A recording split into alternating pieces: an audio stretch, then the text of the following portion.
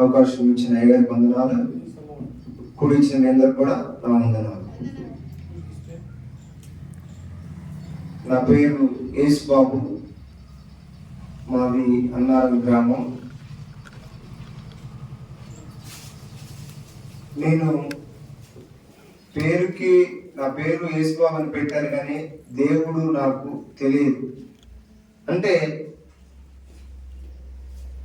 దేవుడికి నేను చాలా దూరంగా బ్రతుకుతున్నవాడిని. కానీ ఒకరోజు దేవుడు నన్ను ఆయన ఎదురుకు ఆకర్షించాడు. అంటే నేను చిన్నప్పటి నుంచి కూడా చూస్తే నాకు చదువులో కూడా పెద్దగా ఇంట్రెస్ట్ లేదు, చదివేవాడిని కూడా కాదు.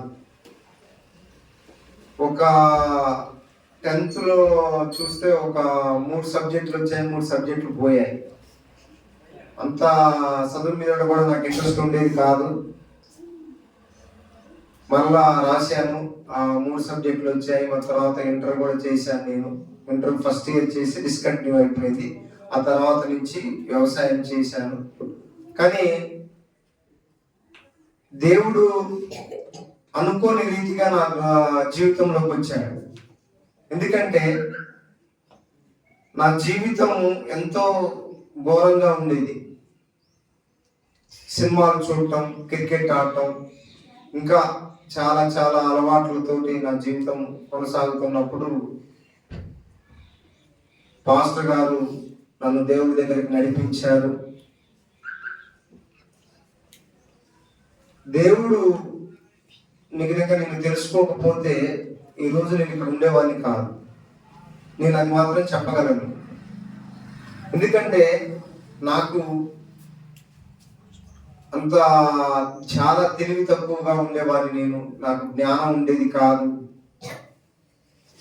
కానీ దేవుడి దగ్గరికి వచ్చిన తర్వాత దేవుడు నాకు చాలా జ్ఞానాన్ని ఇచ్చాడు. మనం ఎలా ఉండాలి, ఎవరితో ఎలా మాట్లాడాలి అనే ప్రతి విషయాన్ని కూడా దేవుడు నాకు తెలియచేశాడు. నాకు దేవుడి దగ్గరికి రాకముందు చాలా ఫీలింగ్స్ ఉండేవి. క్యాస్ట్ ఫీలింగ్ ఎక్కువగా ఉండేది. యేసయ్య అంటే చాలా తక్కువ కులాల దేవుడు అనే ఒక ఫీలింగ్ ఉండేది. దేవుడి దగ్గరకు వచ్చిన తర్వాత అదంతా కూడా దేవుడు తీసేశాడు. ఇంకా చాలా బలహీనలతో కూడా నేను బాధపడేవాడిని. నాకు బిడ్స్ వచ్చేది. ఎప్పుడైతే దేవుడి దగ్గరకు వచ్చానో, ఒక సేవకుడు నాకు ప్రార్థన చేసినప్పుడు దేవుడు నన్ను స్వస్థపరిచాడు. నిజంగా దేవుడు ఎంతో తన మహాకృప చేత నన్ను బ్రతికించాడు. నా జీవితంలో చూస్తే చాలా దేవుడు కార్యాలు చేశాడు.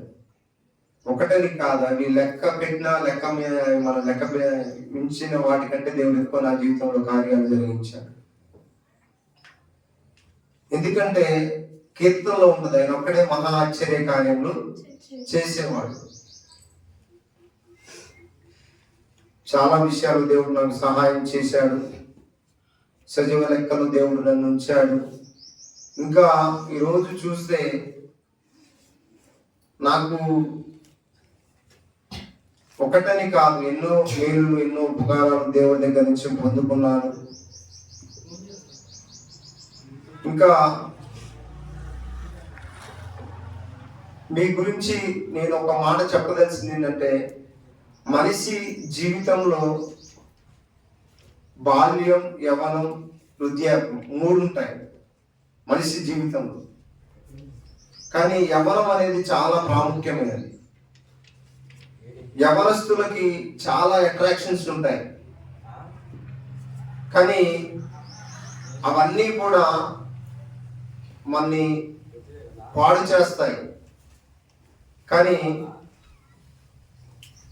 మీరు కనుక మీ జీవితాన్ని దేవుడి చేతుల్లో పెడితే దేవుడు గొప్పగా మిమ్మల్ని ఒక మంచి స్థితికి తీసుకువెళ్తాడు. హల్లెలూయా. ఎందుకంటే చాలా మంది యవనస్తులు ఎలా ఉన్నారంటే ఈ రోజులలో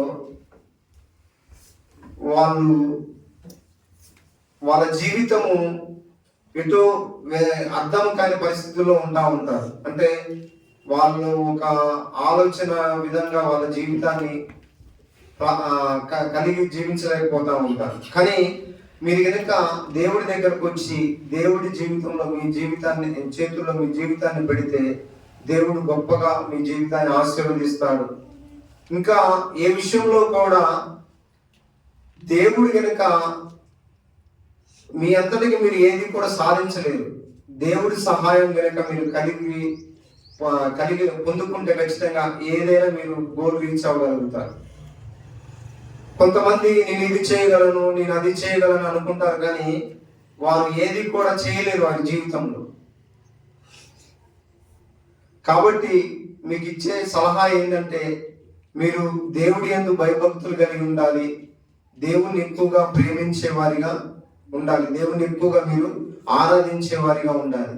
ఇంకా బైబిల్లో చూస్తే మనం దావీదు కావచ్చు, దావీదు ఒక గొర్రెల కాపరి, అయిన గొర్రెలు కాచుకునేవాడు. వాళ్ళ కుటుంబంలో కూడా చూస్తే ఆయనకి ఒక గుర్తింపు లేదు.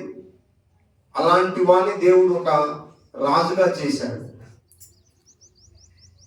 ఆయన కంటే ముందుగా 8 మంది అన్నదమ్ములు, వాళ్ళ పెద్ద కుటుంబం వాళ్ళది అయినప్పటికీ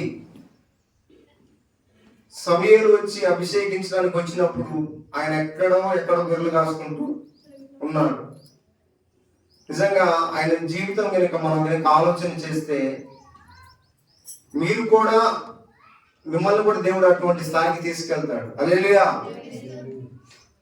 కాకపోతే దేవుణ్ణి మీరు ఎక్కువగా ప్రేమించాలి, దేవుని ఎక్కువగా మీరు ఆరాధించాలి, దేవుని ఎక్కువగా మీరు స్తుతించే వారిగా ఉండాలి.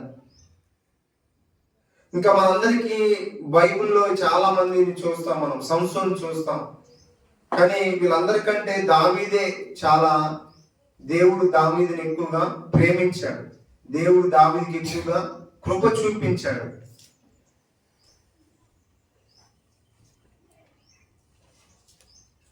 ఈ రోజులు ఎంతో భయంకరంగా ఉన్నాయి. ఎందుకంటే సాతాను ఎవరిని మింగుతున్నా గర్జించే సింహం వలె ఎదురు చూస్తా ఉన్నాడు. కాబట్టి మీరు ఈ మనసులను ఎవరిని కూడా నమ్మకూడదు, దేవుణ్ణే మీరు నమ్మాలి. ఎందుకంటే కీర్తనలో కూడా ఒక మాట ఉంది, మనసులను నమ్ముట కంటే రాజులను నమ్ముట కంటే యెహోవాను ఆశ్రయించుట మేలు. ఎవరిని నమ్మినా మనం మోసపోతాం, కానీ దేవుడిని నమ్మితే ఎప్పుడు కూడా మనము మోసపోం. మీకు ఇచ్చే సజెషన్ ఏంటంటే, మీరు మా అయ్యగారు ఒక మాట చెప్తా ఉంటారు ఎప్పుడు కూడా, 3 మాటలు వినాలి. ఎవరు? ఫస్ట్ దేవుడి మాట వినాలి, తర్వాత ఆత్మీయ తండ్రి మాట వినాలి, తర్వాత తల్లిదండ్రుల మాట వినాలి. ఎందుకంటే మీ తల్లిదండ్రులు మీ మీద ఎన్నో ఆశలు పెట్టుకొని మిమ్మల్ని పెంచుతున్నారు. వారి ఆశను ఎప్పుడు కూడా మీరు నిరాశ పరచకూడదు. మీ జీవితాలు దేవుడికి అప్పగిస్తే దేవుడు మీ జీవితాలను గొప్ప కార్యాలు చేస్తాడు. ఎందుకంటే దెబోరా గురించి మీరు వినే ఉంటారు, ఆమె ఒక ప్రవక్తిని ఆమె. కానీ నిజంగా ఆమె విషయం చూస్తే ఆమె ఇశ్రాయేల్ అందరికీ కూడా ఒక వృక్షం కింద వాళ్ళందరికీ కూడా తీర్పు తీర్చేది. అంటే ఆమె ఎవరిని కలిగి ఆమె అంతగా దేవుడు ఆమెను హెచ్చించాడంటే దేవుడు ఆమె జీవితంలో ఉన్నాడు.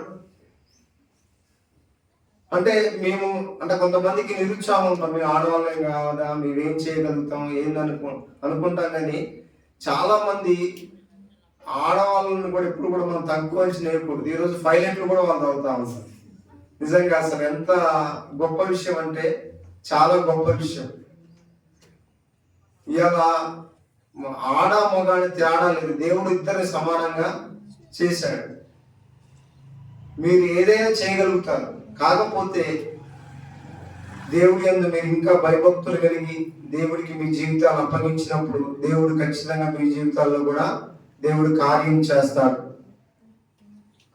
ఇంకా మీకు ఇచ్చే సలహా ఏంటంటే, మీరు ప్రతిరోజు ప్రార్థన చేసుకోవాలి, వాక్యాన్ని ఎక్కువగా చదవాలి. ఈ రోజులలో చాలా మందిని పాడు చేసేది ఏంటంటే సెల్ ఫోనే. చాలా మందిని ఈరోజు ఒక సాతాను మనకి మన మీద వాడే ఆయుధం ఏంటంటే అది సెల్ ఫోన్. చాలా మంది చూడొద్దు, సెల్ ఫోన్ వాడద్దు అనుకుంటారు, కానీ దాంట్లో లీనమైపోతాము. కానీ మనం ఎక్కువగా దేవుడి వాక్యంతో మన హృదయాన్ని నింపుకునే వారిగా ఉండాలి.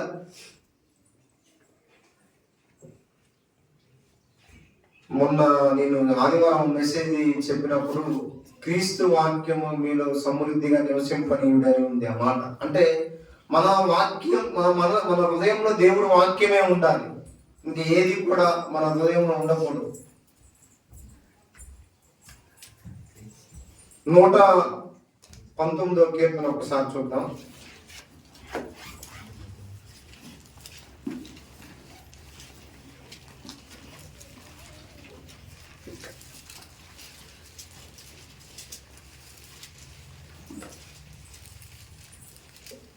తొమ్మిదవ వచనం. యవ్వనులు దేని చేత తమ నడత శుద్ధిపరుచుకుందరు, నీ వాక్యమును బట్టి దానిని జాగ్రత్తగా చూసుకునుట చేతనే కదా. అంటే దేవుడి వాక్యం మనకి అన్ని బోధిస్తుంది. ఏ పరిస్థితిలో ఎలాగుండాలి, ఎక్కడ ఎలా మనం మాట్లాడాలి, సమస్తాన్ని కూడా మనకి తెలియజేస్తుంది. చాలా మందికి లోక జ్ఞానం ఉంటది కానీ దేవుడి జ్ఞానం ఉండదు. యవ్వనులు దేని చేత తమ నడతను శుద్ధిపరుచుకుందరు, నీ వాక్యమును బట్టి దానిని జాగ్రత్తగా చూసుకున్నట్టు చేతనే కదా. మనకి వాక్యము మీరు ఎక్కువగా చదవాలి. దేవుడు వాక్యాన్ని ఎక్కువగా చదివినప్పుడు దేవుడు మీకు మంచి జ్ఞానాన్ని ఇస్తాడు. యాకోబు 1:5 ఏముందంటే, మీరు ఎవరికైనా జ్ఞానము కుదురుగా ఉన్నాయి కదా నన్ను అడుగుడి మీకు ఇస్తానని ఉంటది. కాబట్టి దేవుడి వాక్యం కనుక మీరు చదివితే దేవుడు మీకు మంచి జ్ఞానాన్ని ఇస్తాడు, దేవుడు మీకు మంచి బుద్ధిని ఇస్తాడు. ఇంకా దేవుడి యందు మీరు ఎలా జీవించాలో దేవుడి వాక్యం తెలియజేస్తుంది. ఇంకా అయ్యగారు నాకు సాక్ష్యం ఒకటే చెప్పమన్నారు, కానీ సాక్ష్యం చెప్పారు, కొద్దిగా దేవుడి మాటలు కూడా కొన్ని చెప్పాలన్నట్లుగా చెప్తా ఉన్నాను. కాబట్టి ఎంత పనికిరాని వాళ్ళని కూడా దేవుడు చేతిలో గనక పడితే దేవుడు వారిని పనికొచ్చే పాత్రగా చేస్తాడు. హల్లెలూయా. ఎటువంటి పనికిరాదు, మా వల్ల ఏది కాదు అలాంటి వాళ్ళను కూడా దేవుడు పనికొచ్చే పాత్రగా, ఉపయోగపడే పాత్రగా దేవుడు చేస్తాడు. కాబట్టి మీ జీవితాలని దేవుడి చేతుల్లో పెట్టండి. దేవుడు ఖచ్చితంగా మిమ్మల్ని ఉన్నత స్థాయిలోకి తీసుకువెళ్తాడు. ప్రభు కొద్ది మాట మన వీటిలో దీవించును గాక.